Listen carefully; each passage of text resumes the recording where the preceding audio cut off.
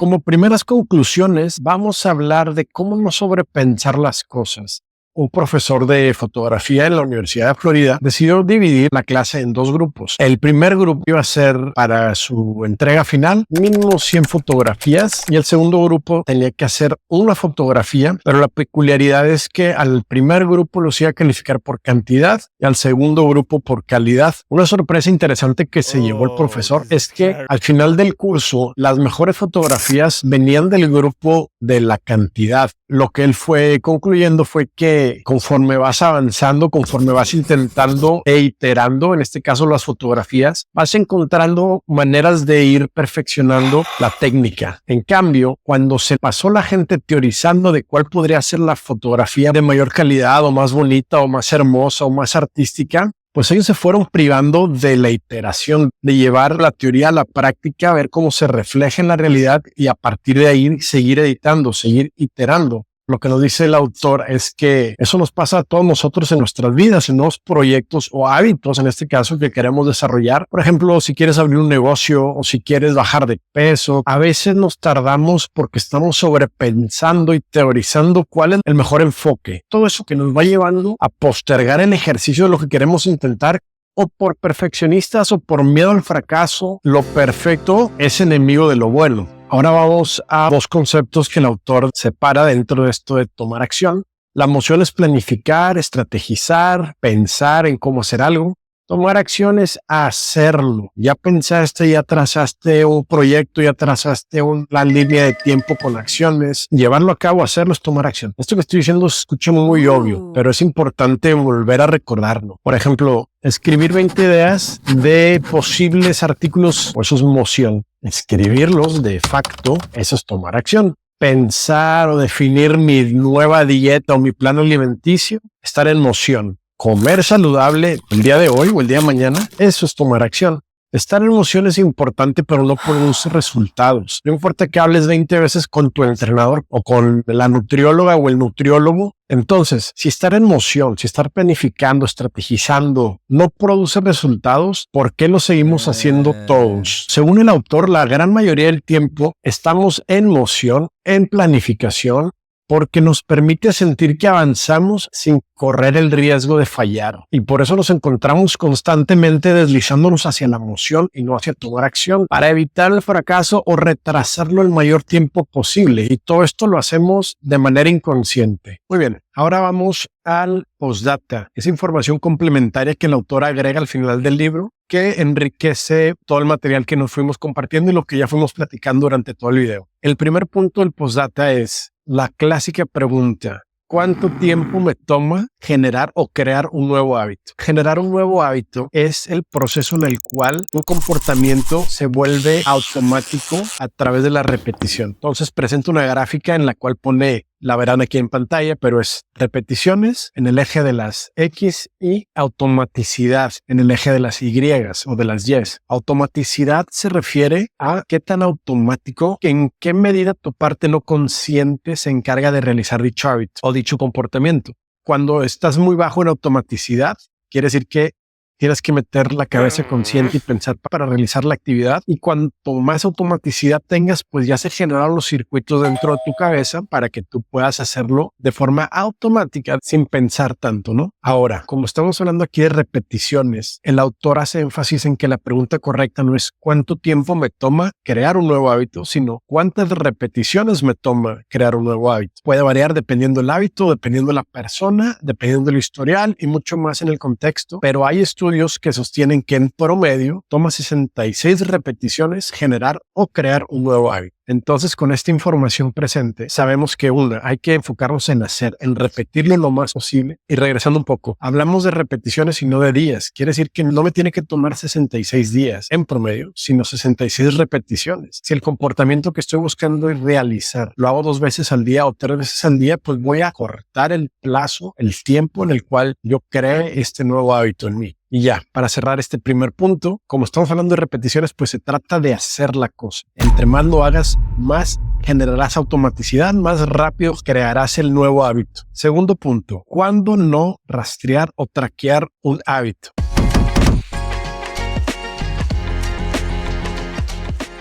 El lado oscuro de estar rastreando o dándole seguimiento o traqueando a un comportamiento o un hábito es cuando priorizamos la métrica, cumplir con dicha métrica por encima del propósito más amplio al cual esa métrica debe de servir. Un ejemplo es, si ponemos como una meta del desarrollo de un hábito, llegar a cierto número de la báscula, a veces si nuestro cerebro quiere priorizar la meta más allá del por qué estamos buscando bajar de peso, podemos incurrir en la mala práctica de utilizar medidas extremas para llegar al número meta. Por ejemplo, una dieta extrema, suplementos que a lo mejor no te hagan bien, pastillas para adelgazar, que quizá no sean lo más saludable de entre todas las opciones que tenemos. La mente siempre quiere ganar el juego en el cual participa. Por eso es importante definir con mucho cuidado las métricas que vamos a utilizar. Si elegimos una métrica incorrecta, vamos a generar un comportamiento incorrecto. Hay una cosa que se llama la ley de Goodhart que dice, cuando la métrica se convierte en el objetivo, deja de ser una buena métrica. Como conclusión de esto es que es importante estar conscientes de que la métrica solamente es útil cuando es un participante más dentro del contexto más amplio y de tu propósito más amplio. El tercer punto va de una verdad incómoda.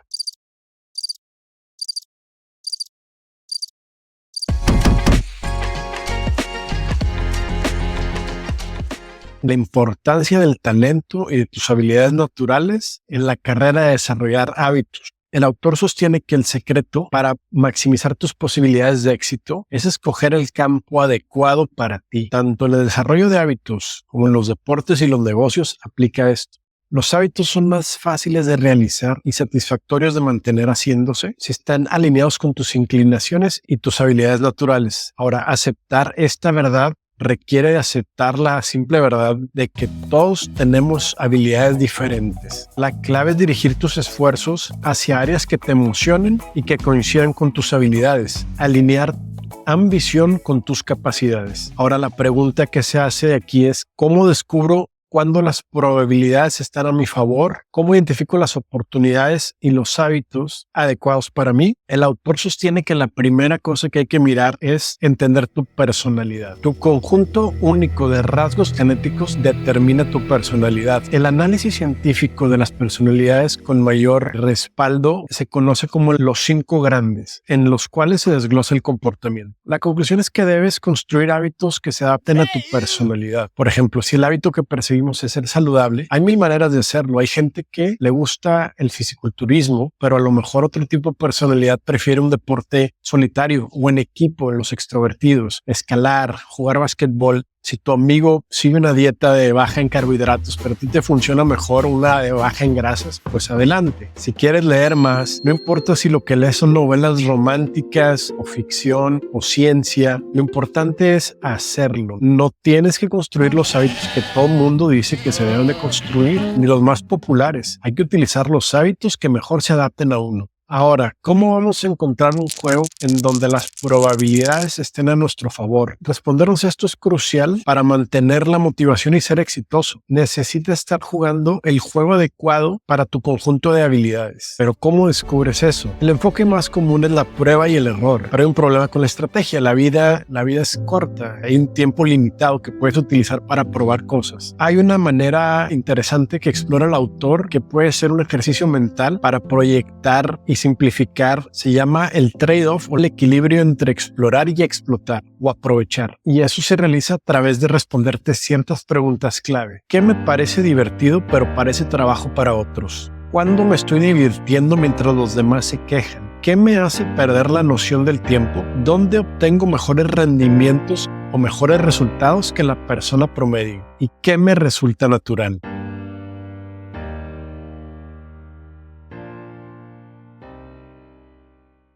Por un momento ignora todo lo que has aprendido, todo lo que crees que se espera de ti, todas las pautas que ha marcado la sociedad y verdaderamente pregúntate, ¿qué se siente natural para mí? ¿Cuándo me he sentido vivo? ¿Cuándo me he sentido como mi verdadero yo? Sin juicios internos ni autocrítica, solo explora estas preguntas. Recuerda cómo te sientes más auténtico y genuino. También dice el autor que cuando no puedes ganar siendo el mejor, puedes ganar siendo diferente. Y está el claro ejemplo de Scott Adams, el creador de una serie de dibujos animados llamada Dilbert. Una explicación muy famosa que en una entrevista Scott Adams decía que él no era ni el mejor oficinista o la mejor persona del mundo corporativo, no era el mejor dibujante ni el mejor humorista, pero juntó esas tres habilidades y creó esta tira cómica que le dio grandes resultados y fue muy exitosa. Esto ilustra claramente lo que dice el autor de si no puedes ser el mejor, sé diferente. Hablemos del cuarto punto, la paradoja de los hábitos y la libertad.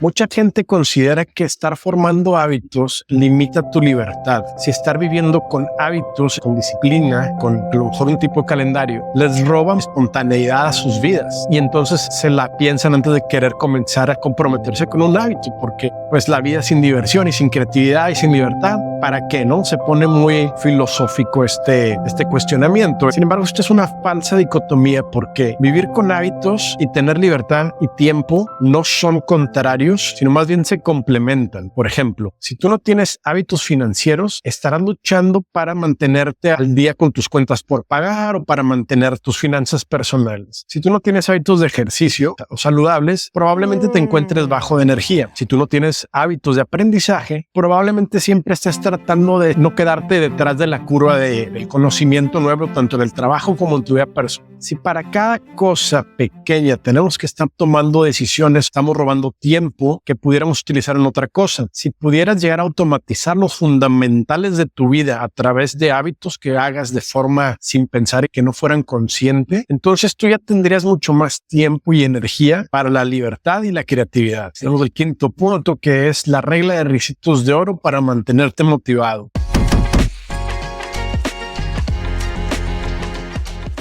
Ricitos de oro, Goldilocks, como lo pone el autor en inglés, se refiere a este cuento de hadas donde la Ricitos de oro entra a la casa de los osos y encuentra la sopa perfecta en la sopa del hijo. Una sopa era muy caliente y una muy fría. En sí se refiere a este cuento para referirse a el justo medio, para poderse mantener motivados. Arranca el punto preguntándose por qué hay gente que puede mantener hábitos y muchos de nosotros nos mantenemos luchando constantemente para mantenernos motivados y mantener dicho comportamiento funcionando. Se pregunta también mucho la gente cómo podemos diseñar hábitos que sean atractivos, que nos mantengan prendidos. Aquí en el libro se hace referencia a un hallazgo consistente que han hecho los científicos en temas de la motivación, y esto tiene que ver con trabajar con problemas que estén dentro de una dificultad manejable. Al cerebro le encanta resolver problemas o los retos siempre y cuando estén dentro de esta zona de la dificultad manejable, en esta zona óptima de dificultad.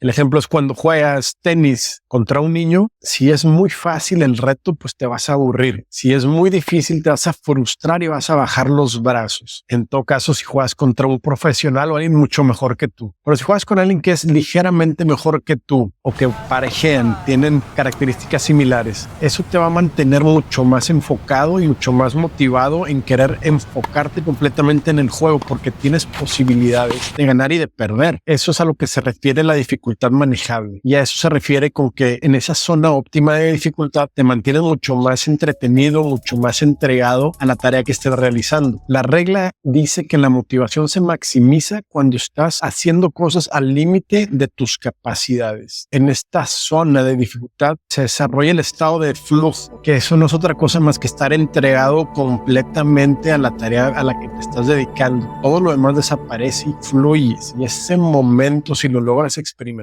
es fenomenal. Y cierra este punto diciendo que en muchas ocasiones el villano más grande del mundo de la autoayuda suele ser el aburrimiento. Siempre que alcancemos un hábito, hay que mantenerlo atractivo, cambiarle un poquito, hacerlo un poquito más difícil, para que no nos aburramos y lo soltemos tan pronto lo alcancemos lograr o a integrar en nuestras vidas. El último punto del postdata es cómo mantenerte enfocado cuando te aburres de estar trabajando en tus objetivos.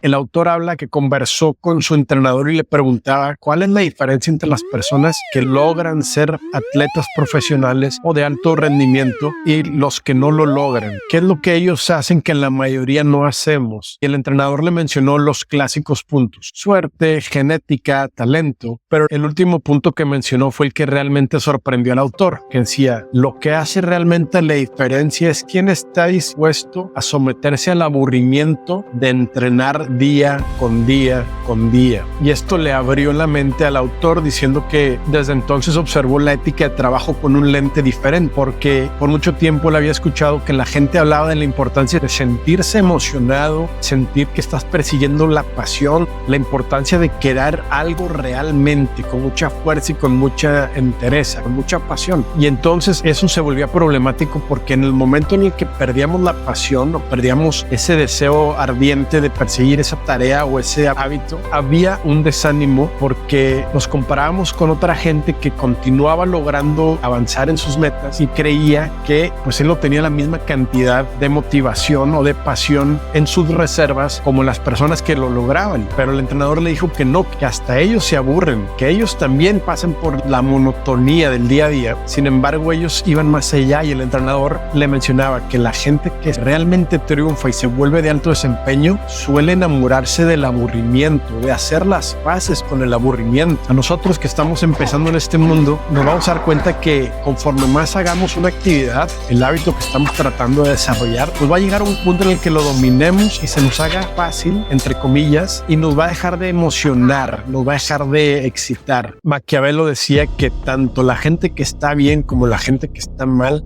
necesita cambiar, necesita novedad, necesita escapar del aburrimiento. Es un tema de condición humana, al parecer, y lo importante aquí que menciona el autor para cerrar es: recuerda por qué haces lo que haces, recuerden por qué decidiste comenzar este nuevo hábito, en qué tipo de persona te quieres convertir. Tienes que tengas presente eso y te des cuenta que a lo mejor el camino va a ser a veces difícil y a veces muy aburrido, pero tú, a pesar de ello, le encuentras valor. Entonces podrás cruzar el umbral entre la persona que eres hoy y convertirte en la persona que quieres ser, lo que sea que eso signifique para ti. Asumamos que no todo tiene que ser divertido, ni todo tiene que ser fácil. La vida es un reto, pero vale la pena vivirla. Lo mismo es lograr cosas y desarrollarte y evolucionar dentro de tu vida misma.